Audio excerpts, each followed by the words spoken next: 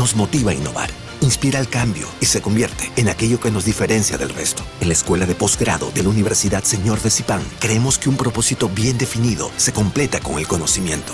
Por eso, promovemos a la nueva generación de líderes con competencias únicas para hacer avanzar el mundo, ofreciendo maestrías y diplomados 100% virtuales que aseguran un viaje hacia el éxito. Aquí, cada profesional es guiado por docentes de reconocida trayectoria que te sumerge en una experiencia académica centrada en la excelencia. Escuela de Posgrado de la Universidad Señor de Zipán. Accede a la excelencia y haz de tu propósito el desafío más inspirador. Más de 25 programas de posgrado esperan por ti. Examen de admisión, 7 de abril.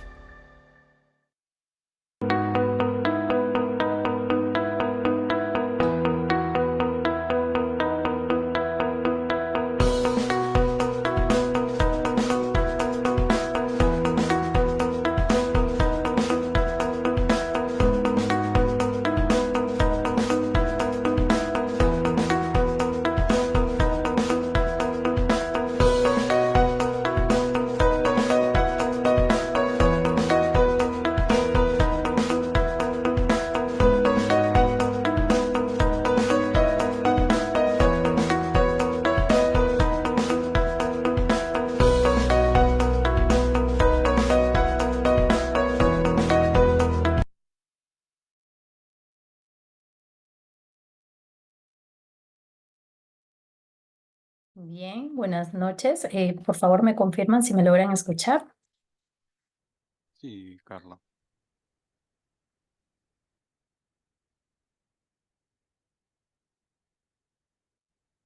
Listo, damas y caballeros, tengan todos ustedes muy buenas noches. Sean bienvenidos a nuestro webinar Inteligencia Artificial aplicada a la investigación en salud. Este evento es organizado por el área de educación continua de la Escuela de Posgrado de la Universidad Señor de Zipán.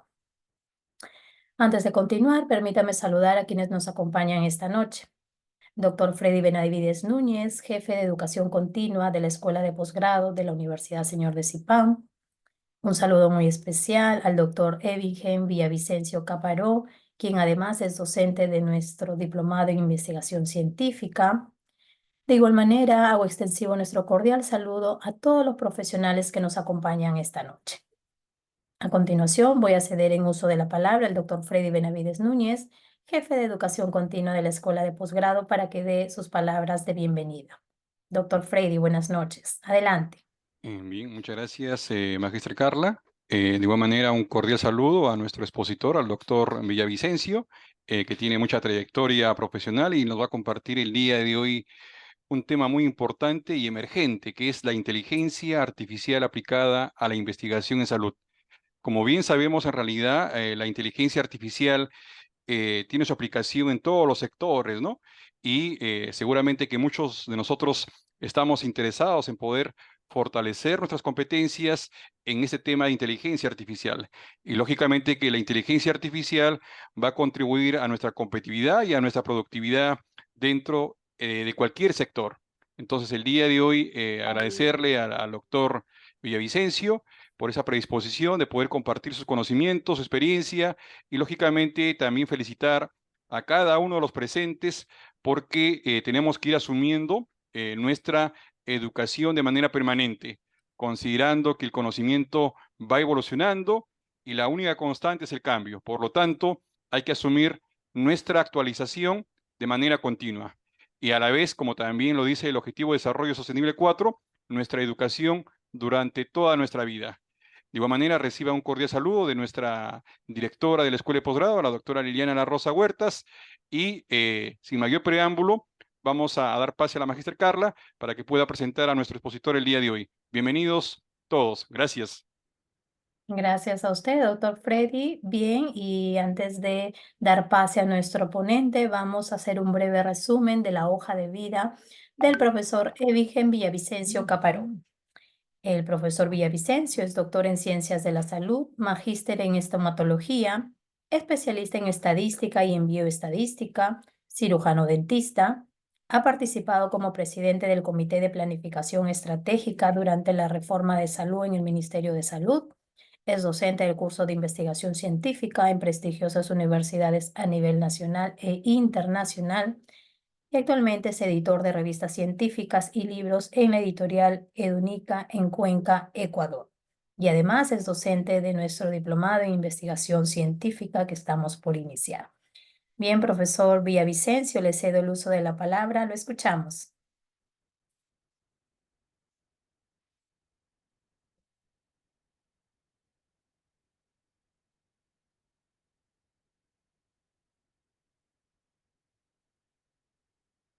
¿No se escucha, profesor? Ahora sí, perdón.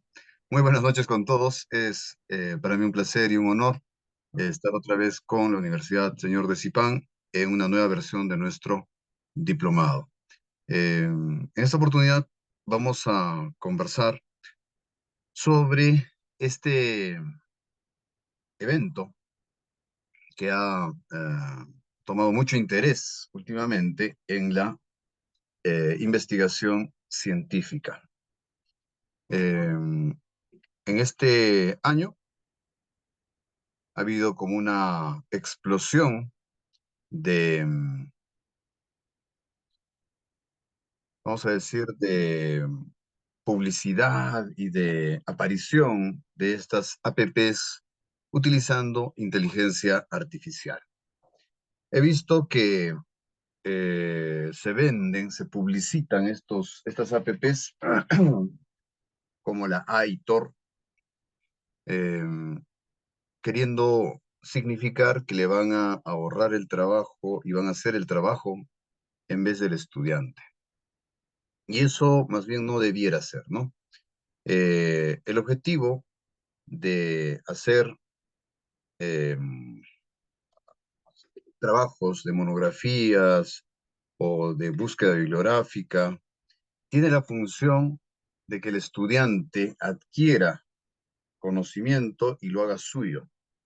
De tal manera que si el estudiante hace trampa y utiliza la inteligencia artificial para no hacer el trabajo que implica leer y estudiar y apropiarse de esa información, entonces no tiene mucho sentido aplicar ninguno de estos métodos. Entonces, la primera reflexión que tenemos que tener es que se debe trabajar sobre, eh,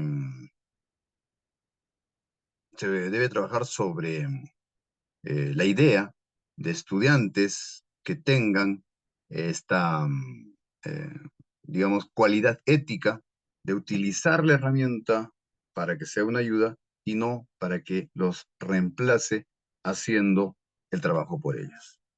La segunda reflexión que tengo que hacer es que a los profesores nos toca cambiar nuestra forma de evaluar. Entonces, ya no tiene mucho sentido el que nosotros mandemos a hacer trabajos de recopilación de literatura y pasarnos horas leyendo esos trabajos de recopilación. Entonces parece que vamos a regresar a la época de las presentaciones orales, donde el estudiante hará trabajos con inteligencia artificial, pero necesariamente el profesor, para evaluar el aprendizaje del estudiante, tendrá que recibir una exposición del estudiante o hacer una evaluación oral. ¿Listo? Partiendo de esas dos reflexiones, vamos a comenzar a hacer la exposición del día de hoy. Voy a parar esa pantalla compartida y voy a compartir mi pantalla en este momento. Bien, esta es una exposición que tiene una duración alrededor de 1 hora y que la he denominado la investigación, perdón, la inteligencia artificial aplicada a la investigación en salud. Entonces, para saber de qué se trata eh,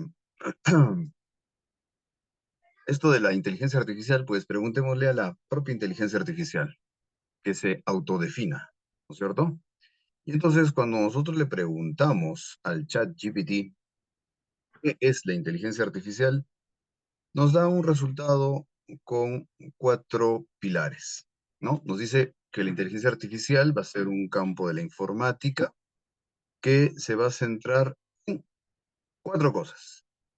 El aprendizaje, el razonamiento, la comprensión del lenguaje, la percepción visual y la toma de decisiones. ¿No es cierto?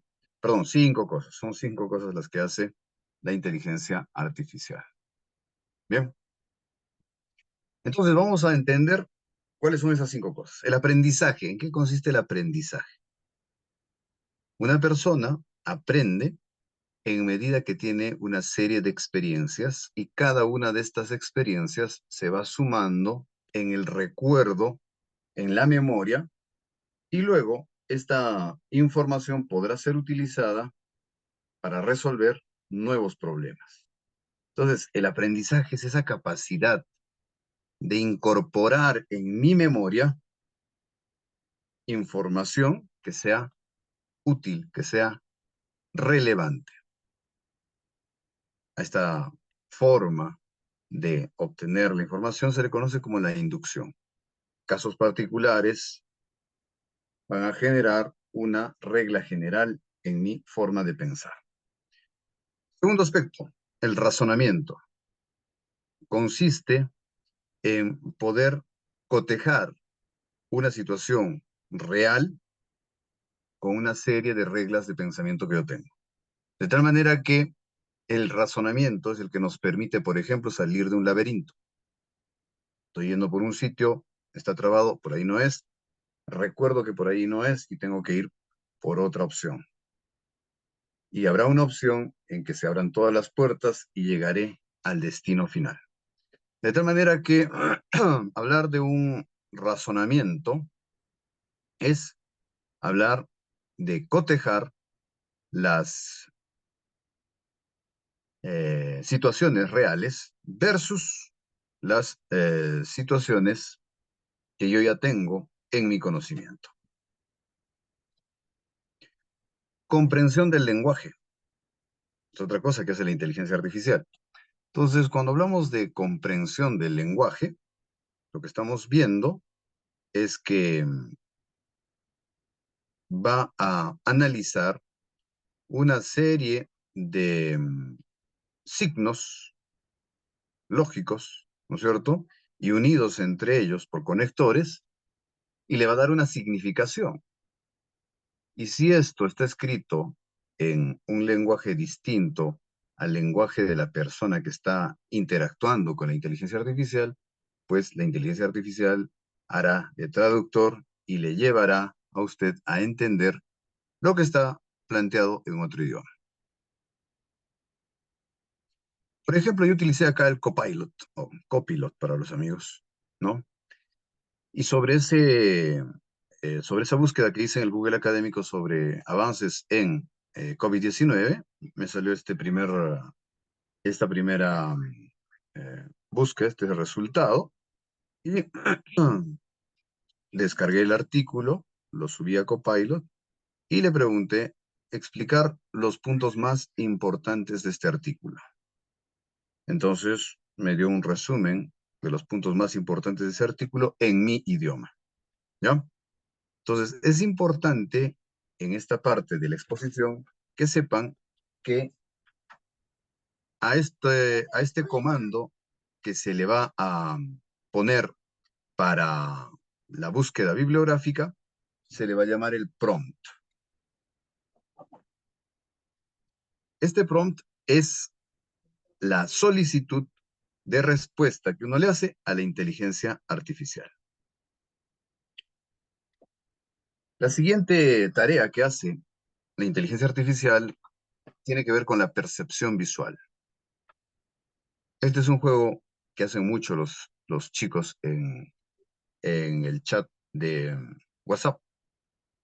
Y te dicen, busca la carita que es diferente.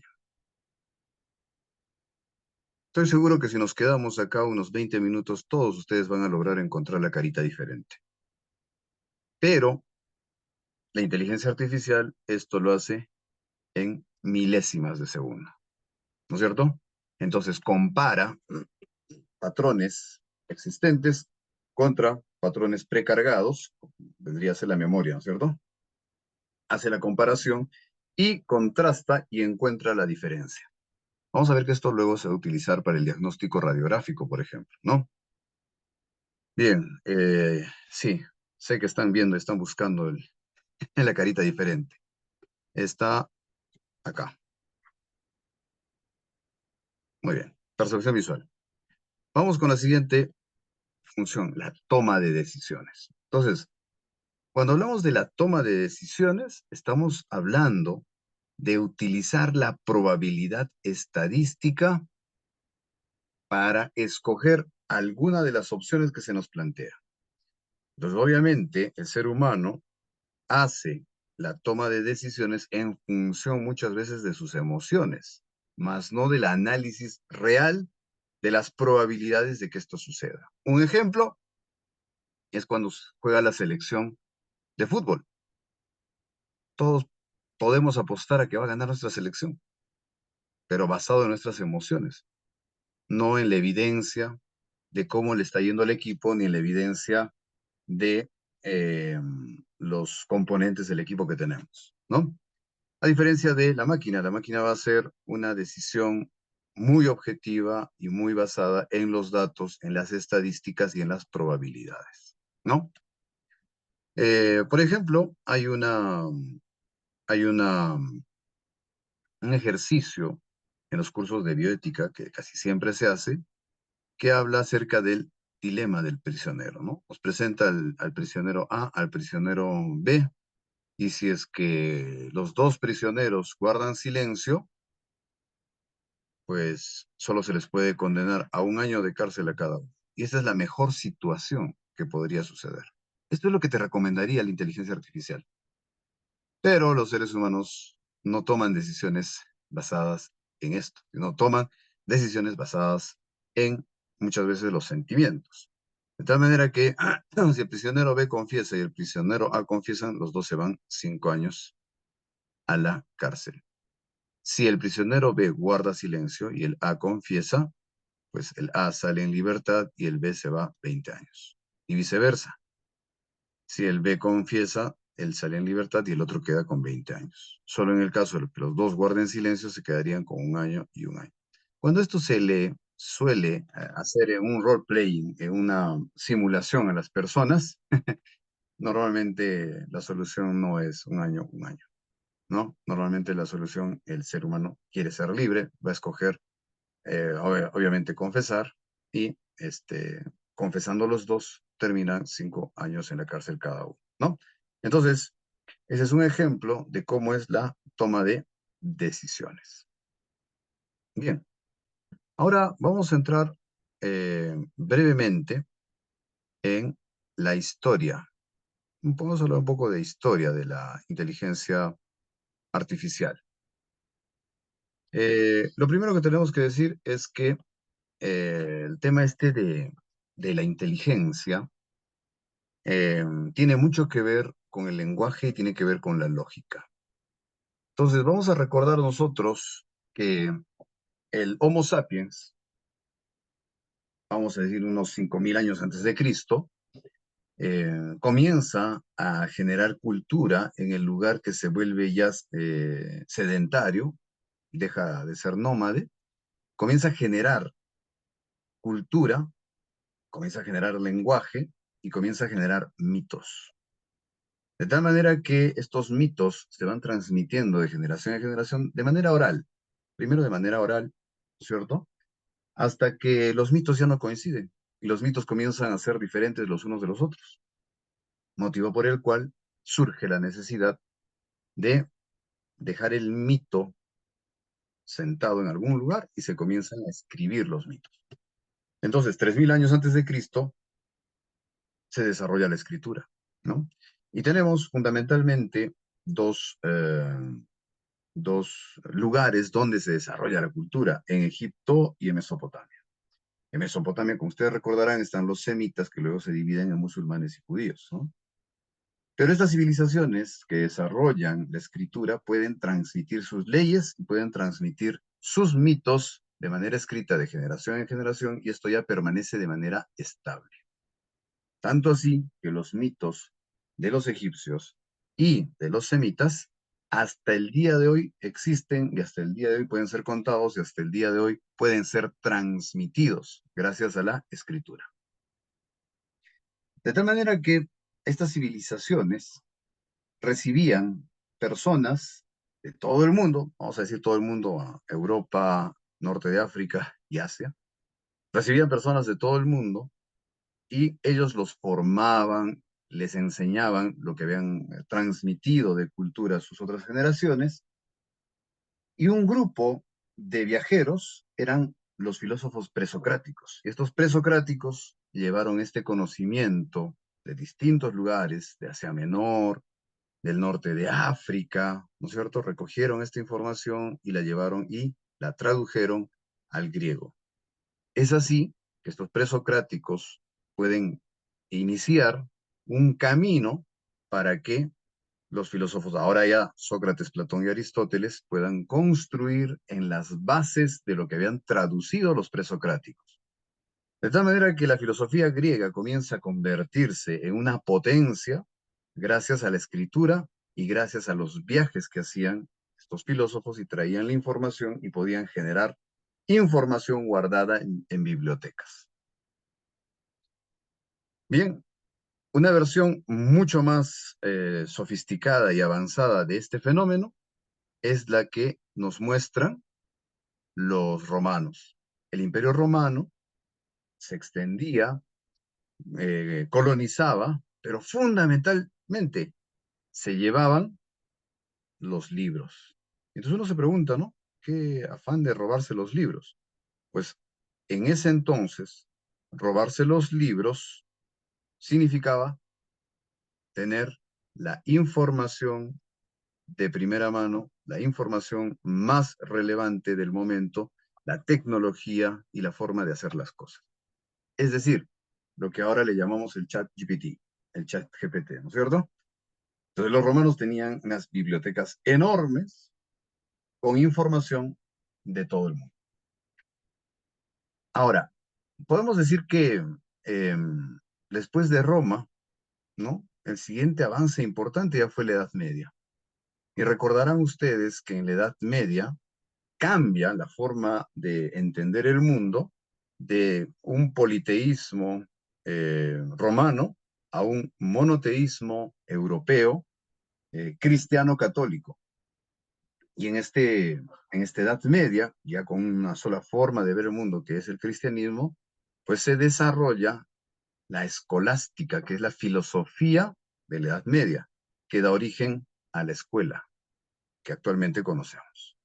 Bien, a finales ya del siglo XV aparece la Universitas, la universidad, y entonces la Universitas tiene la diferencia con la escolástica, con la escuela, de que la Universitas le da cabida a todo el conocimiento, al conocimiento universal.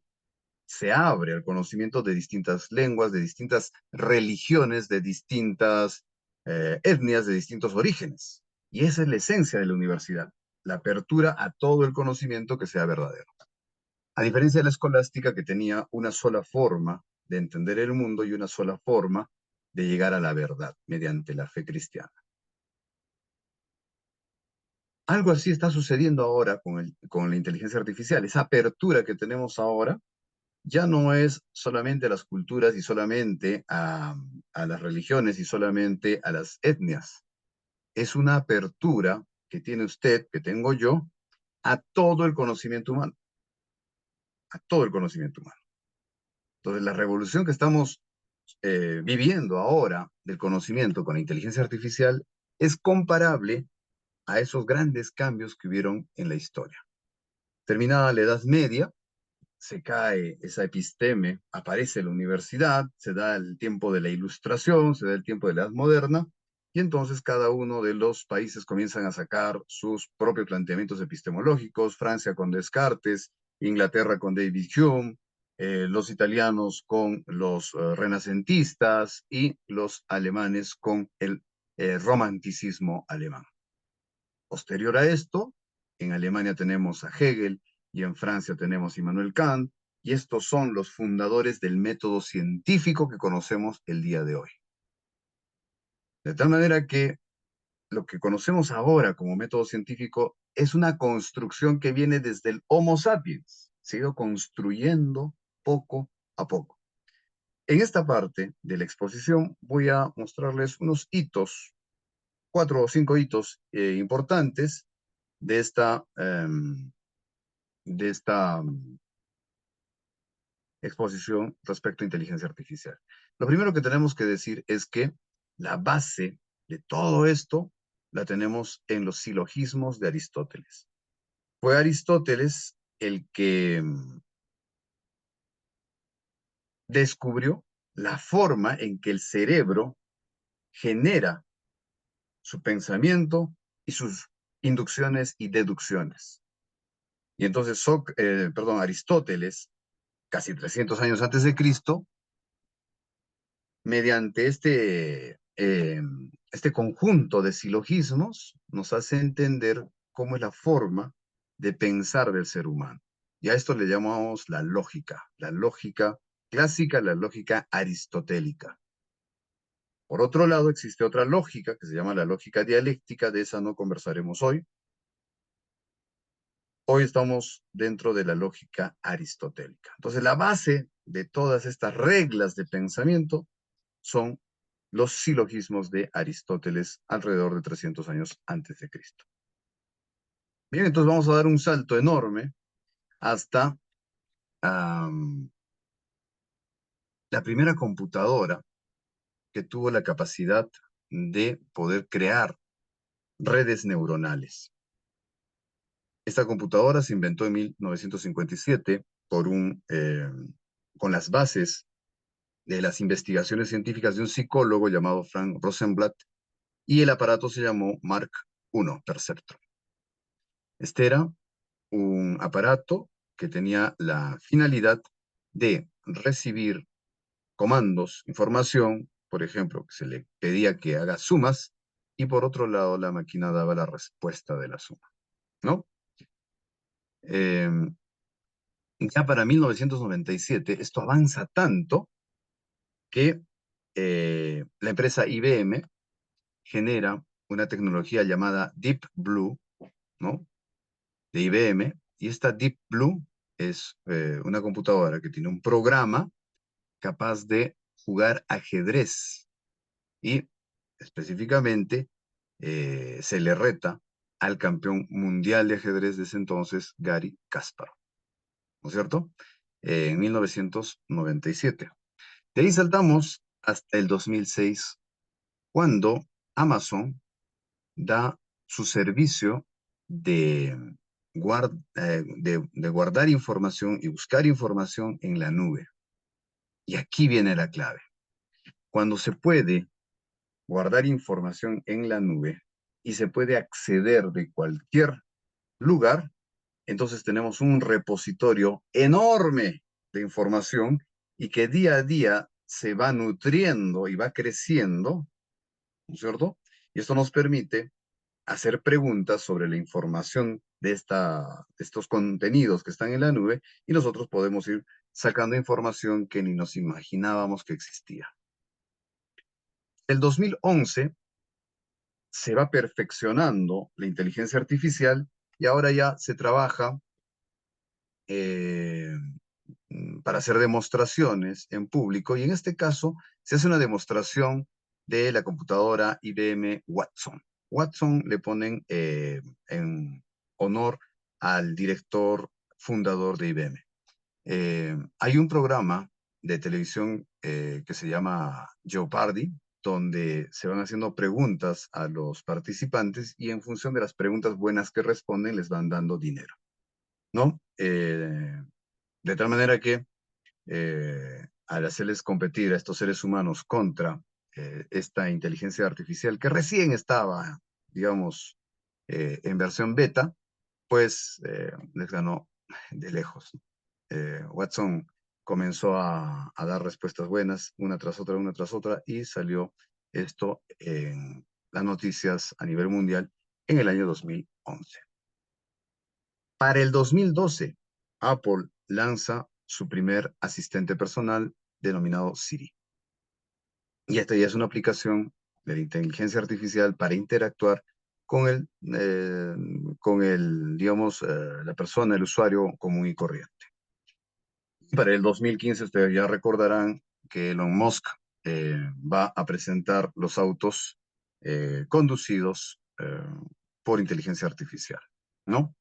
Ya para el 2020 le baja el precio y trata de hacerlos accesibles a la comunidad. Otra aplicación de la inteligencia artificial es la que lanza Facebook en el 2017, que es el reconocimiento facial. Tú subías una foto y te etiquetaba a las personas que estaban en la foto automáticamente. Esa también es una aplicación de la inteligencia artificial que hemos visto hace un rato en reconocimiento visual. Y este año, el 2024, ha sido la explosión de todas estas IAs para los universitarios, ¿no? Entonces han aparecido todo tipo de IAs. Siempre al principio te dan unas cuantas usaditas gratis y después empiezan a cobrar algunas veces precios exorbitantes y algunas veces precios accesibles, ¿no? Esta recopilación de los íconos de las mejores herramientas de inteligencia artificial para la investigación me la compartió un compañero de trabajo, el doctor Edison Pacheco, a quien agradezco. Y tenemos las herramientas que pueden utilizar ustedes en el trabajo de investigación científica. La primera que aparece es la Copilot, o Copilot, que es de Microsoft. Luego aparece ChatGPT, ¿no? Que es inteligencia artificial que va a generar contenido escrito. Luego tenemos uno que me gusta mucho, el Chat PDF, que es un aplicativo en el cual tú subes tu documento en PDF y le comienzas a hacer preguntas sobre el documento que está en pantalla. De tal manera que, por ejemplo, tú le preguntas, ¿cuál es el diseño de este estudio? ¿Es un diseño descriptivo? ¿Es un ensayo clínico? ¿Cuántas muestras utilizaron en este estudio? Se emplearon 254 muestras, de las cuales tantos varones y tantas mujeres, ¿no? Le preguntas, ¿cuál es la principal conclusión a la que llegaron? Y le puedes preguntar inclusive, utilizando las normas de Consort, que son las normas para evaluar estudios descriptivos, utilizando las normas Consort de tal año, haz una crítica a este estudio. Y por cada uno de los puntos de Consort, te va dando la crítica a ese estudio. Yo le encuentro demasiada utilidad esto a los artículos, cuando estás queriendo escribir un artículo de revisión sistemática. O sea, es una, vamos a decir, es una forma de acelerar el trabajo. Luego tenemos a Consensus. A mí me gusta también particularmente Consensus porque es una aplicación de inteligencia artificial que va a buscar información en revistas indexadas. Yo pienso que Consensus es un aplicativo que está bastante útil, sobre todo para ciencias de la salud. El siguiente aplicativo se llama DeepL. DeepL es un traductor y su propaganda dice el mejor traductor del mundo y aparentemente sí, o sea, sí es un muy buen traductor, pero siempre yo lo usaría en combinación con Grammarly, ¿sí? Porque si tú piensas poner un artículo en inglés y leerlo en castellano, eso te lo puede hacer cualquiera de las que hemos visto arriba. El DeepL te sirve para tanto llevar del inglés al español como del español al inglés. Sin embargo, la redacción que te da DeepL no es la mejor. Sirve para sacarte del apuro de una traducción rápida, pero no para generar tu texto en inglés. Elicit yo no lo he probado. Es una herramienta, dice, basada en IA para hacer revisión de literatura científica. No conozco ese aplicativo, pero he escuchado buenas referencias, así como Gemini también. Gemini es de Google y es un aplicativo bastante bueno. Grammarly lo he usado bastante y funciona muy bien.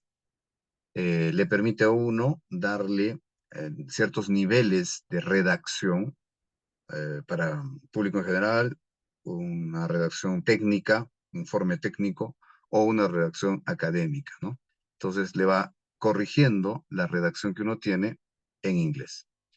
Eh, Umata es un aplicativo muy parecido al chat PDF, pero desde mi punto de vista el chat PDF le gana. Jasper no lo conozco, no lo he utilizado, pero me dicen que es para redactar monografías y ese tipo de documentos. Este Midjourney sí lo he utilizado y resulta bastante bueno para generar gráficos, sobre todo cuando quieres hacer gráficos eh, explicativos en la sección de materiales y métodos de tu artículo. El PaperPal es un aplicativo que va a corregir tu redacción. Perplexity no lo conozco, el Research Rabbit sí.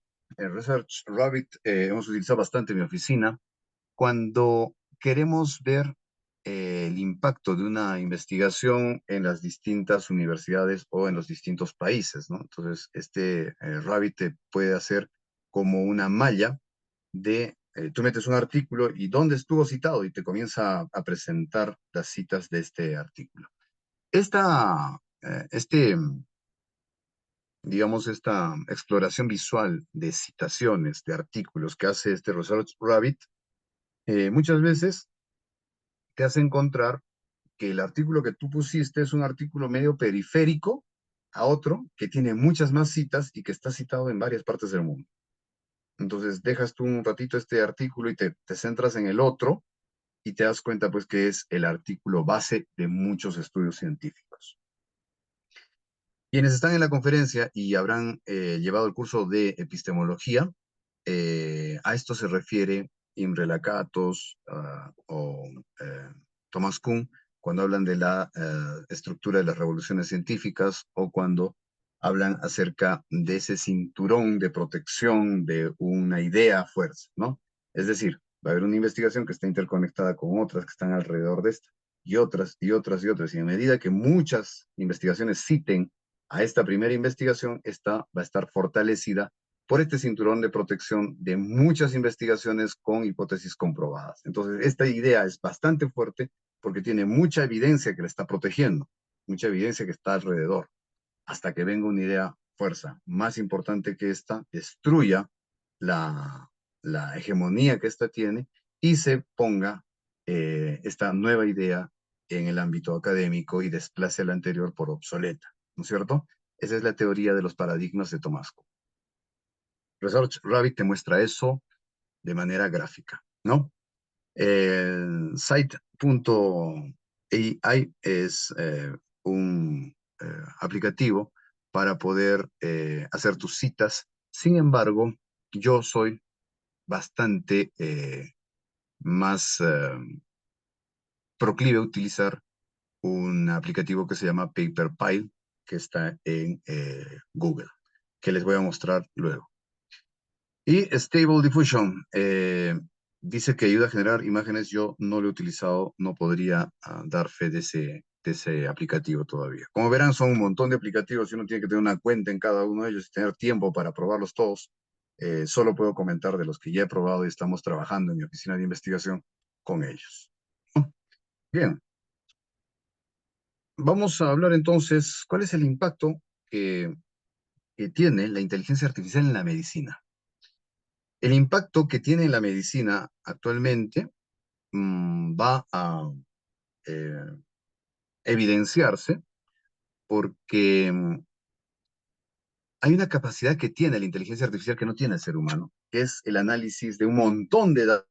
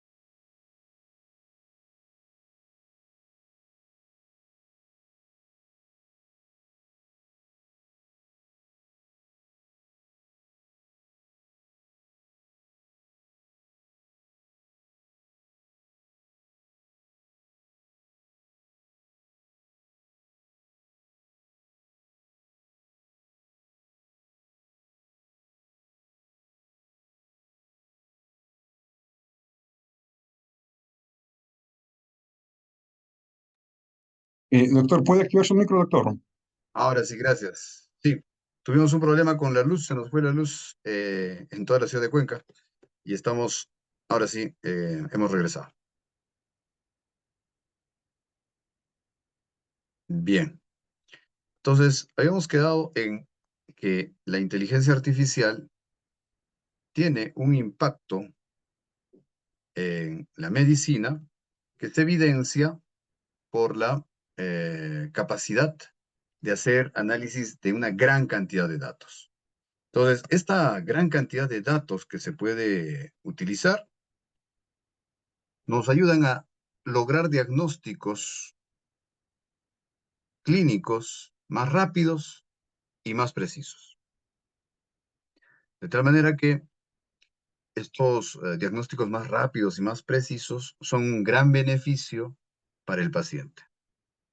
Yo estuve trabajando hace poco en una investigación de inteligencia artificial para el diagnóstico de tomográfico de COVID, ¿no? Estábamos trabajando con un radiólogo de, de la ciudad de Cusco, Perú, y que está haciendo su investigación de la maestría. Y efectivamente, estábamos viendo que la capacidad que tiene la inteligencia artificial para eh, eh, comparar patrones de diagnóstico en las tomografías era mucho mejor que la vista del ser humano, ¿no? Entonces había primero una velocidad, una precisión y una sugerencia de diagnóstico, ¿ya? ¿Cómo funciona esto?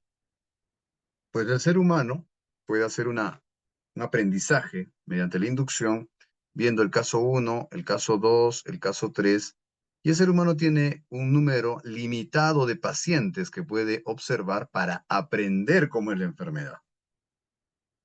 Entonces, este número limitado de pacientes a los cuales tiene acceso un clínico, eh, pues es muy poco. En cambio, la inducción que va a poder hacer la computadora es muchísimo más grande, va a poder separar patrones de los casos de los enfermos de color verde, de los casos de enfermos de color amarillo, de los casos de enfermos con la misma enfermedad, pero ya son matices dentro de la enfermedad, son subtipos de la enfermedad, subtipos clínicos de la enfermedad. De tal manera que este artículo les recomiendo bastante, que ustedes lo lean y le den una miradita para que quede claro cómo la inteligencia artificial está mejorando los diagnósticos en medicina. El segundo punto en el cual la inteligencia artificial colabora es en la prevención de errores médicos, las tan famosas negligencias, ¿no? Que teníamos o que tenemos.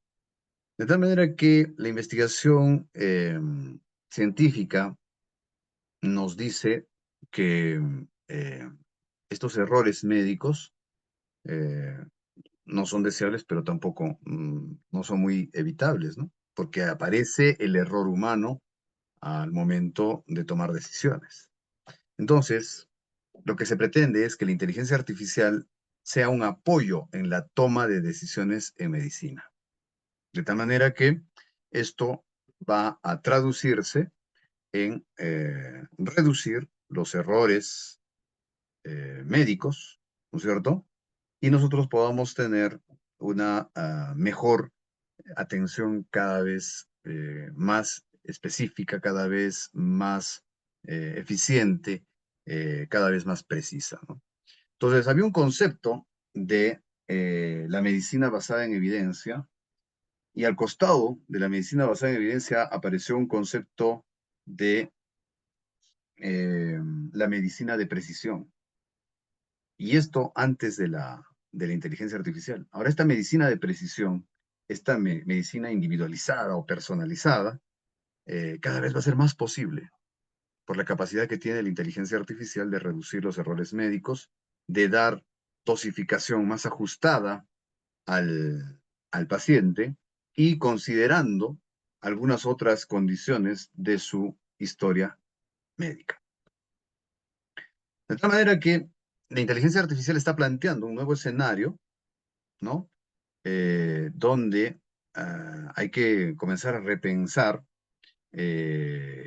los términos de la seguridad clínica, ¿no? Y estos términos de la seguridad clínica son un desafío y un reto para cada región del mundo, porque estos algoritmos que se van a utilizar, pues tiene que ser un algoritmo para el tratamiento del paciente caucásico, un algoritmo para el tratamiento del paciente afrodescendiente, un algoritmo para el paciente andino, un algoritmo para el paciente asiático, ¿no es cierto? Y que deberíamos colaborar en desarrollar. Entonces, en este aspecto de la prevención de errores médicos, este artículo he encontrado que es clave. Chayen, en el 2018, ya comienza a hablar acerca de cómo la inteligencia artificial va a mejorar estos errores, va a reducir estos errores médicos, ajustando los algoritmos a los distintos lugares de donde provienen los pacientes. Y eso se explica de esta manera. La aplicación de un algoritmo es una deducción. Es la segunda parte del método científico. La primera parte es la inducción y la segunda parte es la deducción. La deducción consiste en que tú has generado una ley mediante la investigación científica y esta ley que generas mediante la investigación científica es aplicable para los próximos pacientes que se parecen a los pacientes originarios que participaron en crear esta ley. ¿Listo? Entonces, un ser humano va a poder diferenciar a un paciente que notoriamente es distinto a los otros, ¿no es cierto? Lo va a poder diferenciar. Pero a los pacientes que son muy similares, pero que tienen una variación, no los puede diferenciar. Ese diagnóstico diferencial, ese ojo clínico se logra en muchos años de experiencia. Sin embargo, la inteligencia artificial, por la velocidad de manejo de datos, por la cantidad de información que tiene para hacer comparaciones visuales, como les mostré hace un rato, pues va a detectar que todos estos pacientes que tienen sus superficies limpias están igualitos, a pesar de que son subtipos de la enfermedad, pero un paciente que tiene una condición específica, ahí esta ley ya no aplica y te va a recomendar otro tratamiento. En eso se basa la prevención de errores médicos, en la capacidad de diferenciar patrones muy sutiles que la máquina puede hacer y el ser humano necesitaría mucho tiempo de formación para poder lograr. Bien, este aspecto es uno de mis favoritos y esto es lo que yo siempre comento en clase. Cuando doy la clase de epistemología les comento esto a los estudiantes. La inteligencia artificial pues nos ha superado grandemente porque tiene esta capacidad. Tiene la capacidad de descubrir cosas, identificar nuevos compuestos, identificar nuevas medicinas, ¿no es cierto? E inclusive podría realizar predicción de los resultados. Lo que antes llamábamos estas simulaciones in silica. En el libro de Mario Bunge, de Metodología de la Investigación, él habla de estudios in vivo, in vitro, ex vivo y las simulaciones en computadora. Mario Bunge ya hablaba de in silica, estudios in silica. Pues precisamente estas simulaciones en computadora van a permitir saber predecir los resultados antes de hacer el ensayo clínico. Entonces, es un gran aporte a la investigación científica, ¿no? Todo esto que estoy comentando lo van a encontrar en este artículo de cómo la inteligencia artificial tiene su aplicación en la investigación farmacéutica y del cuidado de la salud. La revista de Big Data and Computing, Cognitive Computing, pueden encontrar el artículo, lo van a disfrutar. Bien, esto visto en un gráfico es así. Para poder desarrollar un nuevo medicamento, necesitamos la participación de muchas personas. En determinado momento tendremos que leer lo que dijo el genetista. En determinado momento, el médico clínico dará su aporte. En determinado momento, el farmacéutico va a hacer sus formulaciones, ¿no es cierto? En determinado momento, el nutricionista va a tener algo que decir al respecto. Vamos a tener también la participación de biólogos marinos, de herpetólogos, ornitólogos, entomólogos, nutricionistas, veterinarios, salubristas. Entonces, antiguamente lo que se necesitaba era tener a todas estas personas trabajando, ¿no? Y habían hallazgos que se llamaban serendipia, es decir, que un día el médico clínico estaba conversando con el herpetólogo y el herpetólogo le comentó que en su estudio de sapos y culebras encontró una resina que era antibiótico. Entonces el médico clínico ahora llama al farmacéutico y le dice, oye, ¿qué tal si aislamos, ¿no es cierto?, la resina que sale de la piel de este sapo y le vamos a hacer una formulación y probemos, y comienzan a probar con el clínico, ¿no es cierto? El genetista puede manipular genéticamente ese sapo para que sea un sapo que produzca mucha más resina, ¿no es cierto? Y todos comienzan a interactuar, ¿sí? Si no hubiera habido esa conexión de este médico clínico con ese herpetólogo por serendipia, por suerte, jamás se hubiera descubierto eso. Así como el pan de Alexander Fleming, ¿no? Que comenzó a salirle el hongo. Entonces, noten ustedes que esas serendipias, esos hallazgos por suerte que antes habían y que eran bastante frecuentes, pues ahora pueden ser mucho más accesibles, mucho más rápido de encontrar, porque una persona le puede preguntar a la inteligencia artificial que encuentre dentro de todo el reino animal en qué lugar se produce alguna resina que tenga tal sustancia y rápidamente lo detecta y se podrá pedirle a la inteligencia artificial que con esto proponga una formulación farmacéutica y rápidamente también lo podrá realizar, ¿no? Esto tiene sus ventajas y tiene sus desventajas. Hay mucha gente que va a perder el trabajo por unas situaciones como estas. Sin embargo, yo pienso que tenemos que reinventarnos y que tenemos que estar un paso adelante y que la inteligencia artificial solamente debe ser una herramienta de cortar caminos, de hacer las cosas más rápido y no de reemplazar a las personas en su trabajo. Bien. El último punto de cómo impacta la inteligencia artificial a la atención médica es precisamente mejorando la atención. ¿Por qué? Porque inclusive permite que los pacientes puedan monitorear su propia salud, ¿no? Pues nosotros ahora tenemos, ojalá que se vea, ¿no? Estos aparatitos, tengo mi reloj, que me mide los latidos cardíacos, que cuenta cuántos pasos he dado, que me mide las kilocalorías que he gastado, y finalmente me puede hacer un plan de ejercicios para reducir mi peso, para ganar masa muscular, etcétera, etcétera, etcétera, ¿no? Entonces la inteligencia artificial podría o puede mejorar la evaluación de la salud de las personas, ¿no? Y además permite que mediante la teleodontología o de la telemedicina se pueda hacer atención remota a los pacientes, ¿no? Este artículo en específico es el que me ha gustado para este aspecto del impacto de la inteligencia artificial en la investigación en salud, ¿no es cierto? Esto es un artículo que ha sido publicado en 2019, justo antes de la pandemia, y que está en la revista Nature Medicine. Les recomiendo también este artículo, sumamente interesante.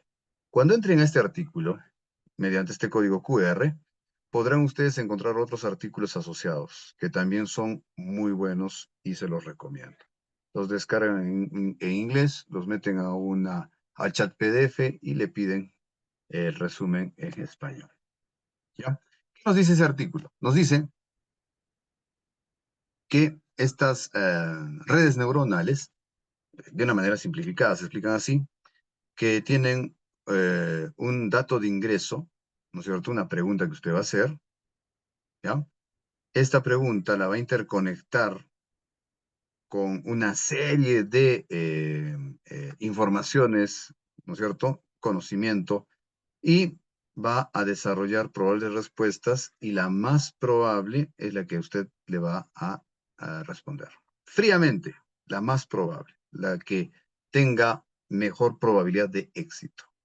Y así va a ser la respuesta, ¿no?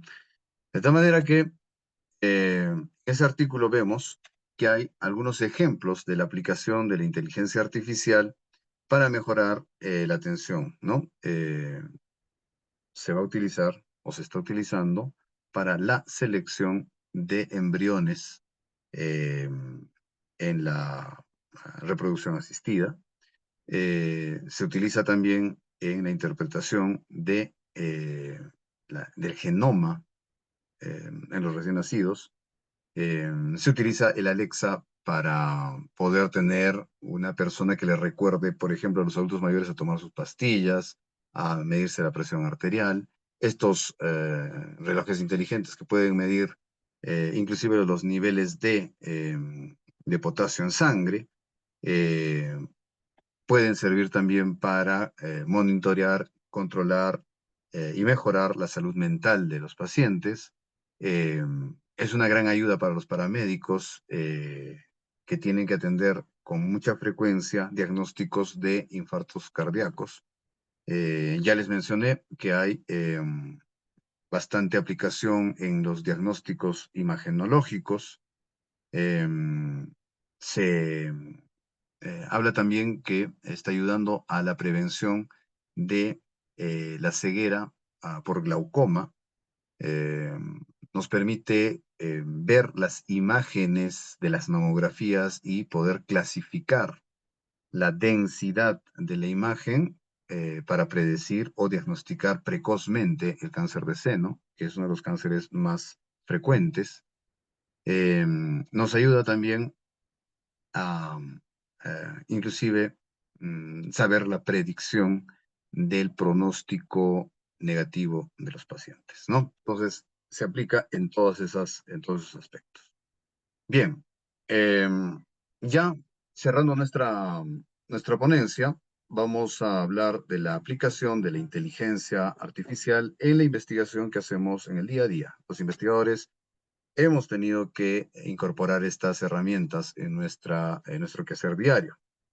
Y voy a mostrarles cómo se puede aplicar esto en el proceso de tu tesis, en el proceso de tu creación de un artículo, en el proceso del manejo de una investigación que tú estás teniendo financiamiento por tu universidad. Este es el ciclo de la investigación. Este ciclo de la investigación lo he diseñado yo en función de los procesos que vamos llevando al momento de elaborar un proyecto y luego un informe de investigación. Entonces, todo empieza identificando el problema de investigación. Si yo soy un estudiante de medicina, enfermería, farmacia, psicología clínica, odontología, y no conozco una gran cantidad de cosas en la profesión, pues va a ser bastante útil la inteligencia artificial para poder preguntarle respecto a en qué está el avance de la ciencia en algunos temas, ¿no? Entonces, una vez que tú has definido el problema de investigación, vas a definir tu objetivo general. Y ese objetivo general vas a tener que buscarlo en la literatura para ver si es que ya se sabe o todavía está por investigarse esa cuestión, ¿no? Entonces, el filtro del marco teórico y la justificación implica una gran búsqueda de literatura, una búsqueda exhaustiva de literatura. Si es que tú has buscado la literatura y definitivamente no hay ese problema, no está resuelto ese problema de investigación, entonces ahora sí puedes plantear una hipótesis o puedes plantear la necesidad de hacer esa investigación. Una vez que tú tienes la hipótesis, entras a la parte, vamos a decir, operativa de la investigación, el diseño del estudio, el diseño de la investigación, donde tienes que ver con población, muestra, la técnica de investigación, el ámbito de la investigación, la temporalidad, todo lo que se aprende en metodología de la investigación, ¿cierto? Y que ustedes van a aprender en el diplomado. Entonces, toda esta cuestión es la forma como se hace el proyecto de investigación. Cómo voy a plantearme la idea de la toma de datos, qué análisis estadístico voy a emplear. Todo esto le puedes preguntar tú a la inteligencia artificial y eso vamos a ir desarrollando paso a paso en nuestro diplomado. Finalmente, una vez que tú ya has ejecutado el trabajo, vas a llegar a las conclusiones, ¿no es cierto? Pero estas conclusiones nacen de la presentación de resultados y acá hay otro filtro, de la discusión. Tus resultados tienen que pasar por el filtro de la discusión para ver si son válidos tus resultados, si están totalmente fuera de foco o qué está pasando con tus resultados. Entonces, en este segundo filtro, ahí también te ayuda la inteligencia artificial. Entonces, vas a generar un trabajo de investigación que sea comandado, dirigido, pensado por un ser humano, pero el trabajo duro le dejas a la inteligencia artificial, la búsqueda bibliográfica, la contrastación de fuentes, etcétera, etcétera. Esa es más o menos la idea de cómo vamos a aplicar la inteligencia artificial en nuestro diplomado. Entonces, en el momento de plantear el problema, vamos a utilizar el ChatGPT, ¿cierto? Luego, en el momento del marco teórico, vamos a utilizar todos estos aplicativos. Cualquiera de ellos funciona bastante bien. En el momento de la discusión, vamos a utilizar estos otros aplicativos, ¿cierto? Y fundamentalmente, hay que aprender a saber cómo se utiliza la inteligencia artificial y esto es lo que estaban esperando todos. Bien, entonces, poder utilizar la inteligencia artificial en este tiempo es poder hacer una adecuada pregunta al aplicativo. Entonces, me gusta mucho Consensus y en base a Consensus es que he hecho estas diapositivas. La pregunta que tú le haces a la inteligencia artificial se llama prompt. El prompt. Entonces, este prompt es una instrucción o pregunta que usted, acá está usted, el emisor, envía. Usted hace la pregunta, el prompt, la computadora busca la información y le devuelve, y usted puede ser el destinatario, que usted lo lee, o, en su defecto, esa información la transmite a quien va a presentar el informe, ¿no? Entonces, el prompt es la pregunta que usted le hace. Segundo, yo tengo que formular adecuadamente un prompt. Primero, me va a permitir tener buenos resultados. Segundo, voy a optimizar el tiempo, no voy a estar divagando en preguntas. Tercero, voy a lograr entrar con el consensus a las investigaciones específicas que me permiten tener una respuesta adecuada a la pregunta que estoy haciendo en ese momento. ¿Cómo se escribe un buen prompt? Primero, lo más específico posible. Segundo, no puedes utilizar lenguaje coloquial, ¿ya? No le puedes poner, pues, respóndeme la prevalencia de caries en Lima, más que sea en Chosica. No, pues, no. No puedes escribir así. Tienes que escribir adecuadamente con lenguaje técnico, ¿ya? Y hay que enfocarnos en palabras que sean representativas, que sean palabras clave, que permitan encontrar la información que tú estás buscando, ¿ya? Dejo estos ejemplos aquí porque la grabación va a quedar en la red, entonces cuando ustedes tengan tiempo le van dando un repaso a estos ejemplos planteados de prompt en consensus. Ahora, la mejor manera de elaborar estos prompts, pues, tiene que hacerte pensar que vas a escribir preguntas con variables precisas, claras y en su nombre técnico. Y trata de no utilizar palabras innecesarias. Al inicio, cuando yo comencé a trabajar con inteligencia artificial, yo le escribía como si fuera una persona, pues, ¿no? Le decía, por favor, yo quisiera saber si es que existe tal tipo de reacción química. No, no se le pregunta así. Directamente le preguntas la relación entre el uso de tecnología y el trastorno del sueño, por ejemplo. ¿No? Explica, describe, enumera, ¿no es cierto? Crea una lista. Así, directo. Ahora, ¿qué tenemos que evitar? Evitar poner términos muy amplios. Quiero saber sobre la salud mental. No sé, no te va a dar una respuesta, ¿no? Entonces tendrás que hablar específicamente sobre qué problema de salud mental, ¿ya? Entonces, eso ayuda bastante. Ya decíamos decíamos que el lenguaje cotidiano no se puede utilizar porque no te va a entender. Tienes que utilizar lenguaje técnico. Y finalmente, hay que estar enfocado en un tema en concreto. Cada prompt, cada pregunta tiene que estar enfocado en un tema en concreto. ¿Ya? Dejo aquí algunos ejemplos de prompts bien formulados, ¿no? Por ejemplo, uno, ¿no? Eficacia de las terapias conductuales en el tratamiento de la ansiedad en adolescentes. ¿Mm? Eficacia de las terapias conductuales, ¿no es cierto? Hay terapias cognitivas y terapias conductuales, de las conductuales en el tratamiento de la ansiedad en adolescentes. Bien específico. De tal manera que nos va a dar los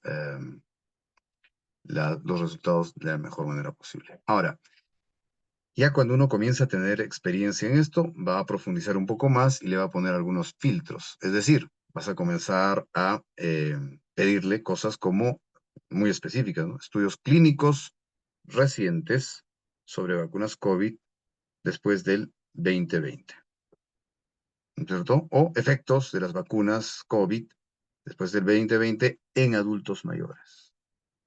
¿Listo? Entonces, cada vez luego vas elaborando prompts mucho más específicos. Entonces, en conclusión, tú como usuario de la inteligencia artificial, pues tienes que formular buenos prompts, que son la clave para obtener resultados científicos precisos, adecuados, relevantes. Cada vez que uno haga un prompt, tiene que ser una pregunta muy clara, muy precisa, ¿ya? En este momento yo voy a salir de compartir mi pantalla de la presentación y voy a saltarme un ratito para hacer una pequeña demostración de la inteligencia artificial que estoy utilizando en la actualidad. Voy a compartir esta pantalla, ¿no? Y les voy a mostrar, ¿no? Para quienes por primera vez se están acercando al tema de la inteligencia artificial aplicada a la investigación, este es el tan famoso ChatGPT que en este momento le vamos a pedir, por ejemplo, realiza un esquema de temas y subtemas sobre, vamos a decir, hipertensión arterial, ¿no es cierto? En adultos mayores. ¿Listo? A ver, realiza un esquema de temas y subtemas, coma, para una revisión de literatura, coma, sobre hipertensión arterial en adultos mayores. Hasta ahí nomás le voy a pedir solo para hacer la demostración. Le podría adicionar que me dé esto ya en un documento de Word, pero simplemente quiero mostrarles cómo va a funcionar esto, ¿no? El esquema de temas y subtemas para una revisión de literatura sobre hipertensión arterial en adultos mayores. 1, la introducción. 2, la fisiopatología y cada subtema que tienes ahí. Listo. Entonces, lo siguiente que te toca es comenzar a hacer búsqueda bibliográfica sobre cada uno de los subtemas.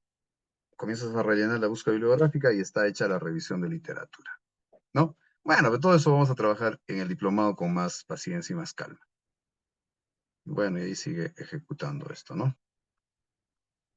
Entonces, no le pongo, escríbeme una revisión de literatura, porque no tiene sentido. Después no voy a aprender nada. ¿No es cierto? Y sigue dando respuestas y sigue dando respuestas. ¿No? Muy bien. ¿Mm? ¿Está bien? ¿Listo? Bien, entonces en el chat GPT tú puedes hacer una conexión con Consensus y le vas a pedir que Consensus responda, que es otro aplicativo de la inteligencia artificial que nos va a ayudar. Bien, entonces con esto detectamos el problema de investigación, decíamos, ¿no es cierto? Una vez que tú ya has encontrado los artículos buscando en tu Google Scholar, en tu PubMed, pues tienes el PDF y lo pones acá. Estamos en el chat PDF. Entonces, una vez que has cargado el artículo en el chat PDF, le comienzas a hacer preguntas sobre el artículo, ¿no es cierto? Entonces, por ejemplo, ahí está. ¿Cuál es el nombre del artículo? Te puedo pedir que haga un resumen, ¿no es cierto? O cuáles son las respuestas. Mira, yo le puedo, si soy profesor, le puedo decir, ¿no? Que mis alumnos van a leer este artículo. Genera un cuestionario de 4 preguntas con 3 opciones múltiples cada una. Entonces, puedo hacer el examen aquí. Puedo hacer el examen con el chat PDF. Listo. Podría preguntar, ¿cuántos artículos fueron la muestra de este estudio? Entonces, vamos a ver. Esta es una revisión de literatura. Dice, la muestra del estudio incluyó 14 artículos. Al principio fue una búsqueda de muchos artículos, con criterios de inclusión y exclusión fueron saliendo y se quedaron los 4 más relevantes respecto al sellado radicular utilizado con azul de metileno. Bien, listo. Y una vez que ya tengo información de todo esto, ahora sí utilizo el paper pile que les he comentado, ¿no? Entonces busco alguna información, escribo la información de un artículo, por ejemplo, me meto al PubMed y acá hago una búsqueda de prevalencia de diabetes, encuentro la prevalencia de diabetes en México, y este artículo que estamos viendo en pantalla tiene un link web. Marco el link, me voy al paper pile, le pongo el link acá arriba, le digo que lo busque, y si es que encuentra el link, me lo muestra. Entonces, sí, acá está la prevalencia de prediabetes y diabetes en México, perfecto, entonces esa cita viene acá, le doy clic en cita y automáticamente me pone el apellido y el año de este autor.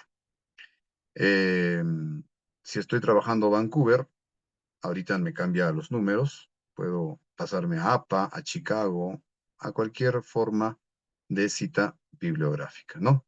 Solo me queda poner el botón rojo para que se actualice la cita y cuando desaparezcan los apellidos aquí, se citará automáticamente la prevalencia de prediabetes y diabetes al final de este artículo. Acá está. Pasto Abreu sobre la prevalencia de diabetes y prediabetes en México. Una vez que yo voy escribiendo mi artículo, luego lo puedo traducir en el DeepL y le mejoro la redacción con el Grammarly. Bueno, todas esas cosas vamos a practicar en nuestro diplomado, como decíamos, en nuestro diplomado de investigación científica. Eso es todo por hoy. Muchas gracias y si alguien tuviera dudas, preguntas, quedo atento a las preguntas. Muchas gracias, doctor Evingen. En el chat han colocado algunas preguntas, a ver si nos ayuda en absolver. Bien. A ver, pregunta. Debemos entonces cambiar los currículos y las metodologías de enseñanza en la educación superior para ir al ritmo de la inteligencia artificial en el manejo e interpretación de la tecnología aplicada a profesionales de salud. Bien, supongo que me está preguntando mi opinión y mi opinión es que sí. Mi opinión es que sí, es inevitable. Por ejemplo, cuando apareció la computadora, todas las carreras tuvieron que cambiar su currícula y ponerle un curso de Word y de PowerPoint, ¿no es cierto? Un curso de informática. Estamos en algo parecido. Estamos en algo parecido, ¿no? Siguiente pregunta. Si la inteligencia artificial sería un elemento que incremente la disminución de comprensión lectora y síntesis en los estudiantes universitarios, que con solo dar una indicación de búsqueda encontrarán un texto ya editado de la lectura que ellos pueden hacer. ¿Cómo controlamos eso para la evaluación de las diversas materias? Pues tenemos que regresar a la época de Sócrates con la mayéutica. Tenemos que comenzar a hacer preguntas a los estudiantes, no queda otra. La única forma de saber si el muchacho ha entendido es que te lo explique. O mejor aún, que el muchacho enseñe, ¿no es cierto? Entonces ya los trabajitos escritos y 40 páginas sobre tal tema ya pasó a la historia, ¿no? Ahora tenemos que ver la manera de evaluar que realmente el estudiante ha hecho suya la información. La tiene acá, ¿no es cierto? Total, la información está a un clic, ¿no es cierto?, de distancia y en cualquier momento puede encontrar, ¿no? Lo que tenemos que enseñar a los estudiantes ahora es a utilizar esa información de manera adecuada para poder aplicarla a la vida. Esa sería mi respuesta, ¿no? Muy bien. Los trabajos con inteligencia artificial generan plagio y son detectados por Turnitin. Pues el Turnitin está en una fase que detecta la inteligencia artificial solo en inglés por ahora. Pero estoy seguro que en determinado momento se va a poner eso eh, eh, de manera más general, ¿no? ¿Nos puede decir la inteligencia artificial si un estudio de investigación es relevante? Sí, Antonia, sí puede.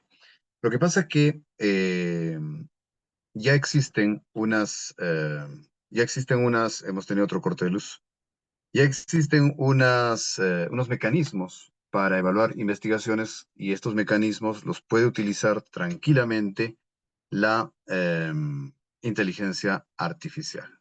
Bien, listo. Yo me despido. No sé si los anfitriones tienen algo más que presentar, por favor. Sí, profesor Evingen, muchas gracias por su disertación, realmente muy interesante la ponencia. Agradecemos su participación y ahora damos pase a la magíster Lice Polar, quien es coordinadora comercial de la Escuela de Posgrado, para que pueda dar información sobre el diplomado en investigación científica que ya estamos por iniciar. Magíster Lisset, adelante, la escuchamos.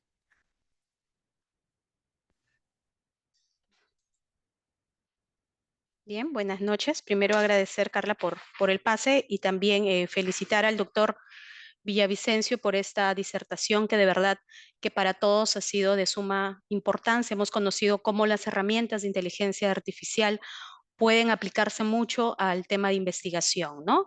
Y es por ello que en esta oportunidad poder comentarles acerca de nuestro diplomado que tenemos en investigación científica, el área, la dirección de posgrado a través de la Jefatura de Educación Continua tiene un portafolio de diplomados justo en esta oportunidad. No sé si se logra ver, por favor. Sí. ¿Sí? Voy a explicarles un poquito más acerca del diplomado que tenemos en investigación científica. Ese diplomado es un diplomado en una modalidad totalmente virtual, en donde se dan las clases sincrónicas, que vienen a ser las clases en vivo, que se desarrollan en un horario de miércoles y jueves, de 7 de la noche a 10 de la noche, con una duración de 20 semanas. Nosotros estamos iniciando este 30 de octubre. En este mes de octubre hay una serie de beneficios, justo uno de ellos es la plana docente de calidad con la cual nosotros contamos. Y para este diplomado ya hemos podido observar cómo el doctor Villavicencio ha explicado con mucho conocimiento el tema y él forma parte de nuestra plana docente de este diplomado de investigación, ¿no? Hay una serie de beneficios también a través del horario flexible que ofrecemos, el compromiso durante toda su formación, tanto para su desarrollo personal como profesional. Dentro de las competencias que van a lograr los egresados de este diplomado es que van a ser capaces de poder elaborar un diseño teórico en la investigación científica conociendo un poco más las categorías y las líneas de investigación, desarrollar el proceso estadístico aplicando herramientas digitales. Hemos podido también observar en la disertación a cargo del doctor Villavicencio las herramientas de inteligencia artificial y cómo éstas se pueden ir acoplando a todo el proceso de investigación. Entonces, ello también se les va a enseñar dentro de la malla curricular que ofrece nuestro diplomado. Van a poder desarrollar aportes de la investigación científica partiendo de un diseño teórico. ¿Cuál es la certificación que nosotros ofrecemos? Es un diploma en investigación científica a nombre de la Escuela de Posgrado de nuestra Universidad Señor de Zipán, con un total de 24 créditos y 384 horas académicas. Actualmente tenemos una inversión, que es nuestra inversión regular, como lo pueden ver en las diapositivas. Sin embargo, para todas las personas que han participado el día de hoy en este webinar bastante interesante, hay un beneficio especial, ¿no? El costo regular de 1.500 va a cambiar a un pago al contado de 1.220 y que el cual lo pueden hacer al contado o lo pueden también fraccionar en cuotas. Va a haber un costo cero a través del costo del certificado del diploma y el trámite de dicho diploma también no va a tener ningún costo adicional para todos aquellos que han participado de este webinar. Es importante que también conozcan que nosotros le vamos a estar enviando información oportuna a los correos y a los números de todas las personas que han participado el día de hoy para invitarlos, así como este webinar, a más capacitaciones, a más eventos académicos que estoy segura que van a sumar muchísimo, van a nutrir muchísimo conocimiento que les va a permitir a ustedes poder actualizar su legajo y también estar a la vanguardia de lo que nos está pidiendo actualmente el mercado profesional. Dejo en pantalla los números en el cual pueden pedir alguna información adicional para que puedan ser atendidos por nuestros asesores.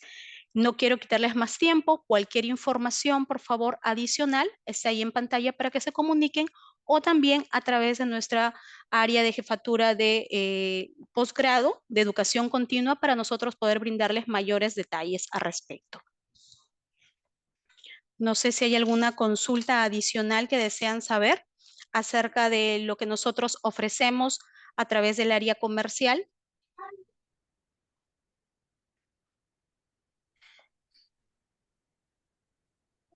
Bien, si no hay ninguna consulta, no sé, Carla, si luego podemos enviar información, por favor, a todas las personas que se han registrado, que han hecho un registro anterior para la participación y poder estar enviándoles la información oportuna e invitándoles a más webinars que se van a ir desarrollando durante los siguientes meses. Claro que sí, Lice, muchas gracias. Muchísimas gracias a todos por su participación. Bien, agradecemos la participación de la magíster Lisette Polar. Ahora ya para finalizar nuestro evento, reiteramos nuestra gratitud a nuestro ponente Vingen Villavicencio por su gran disertación y a todo el público presente también nuestro agradecimiento por su atención e interés de impulsar su carrera a través de la mejora continua. Muchas gracias. Este webinar ha concluido. Buenas noches.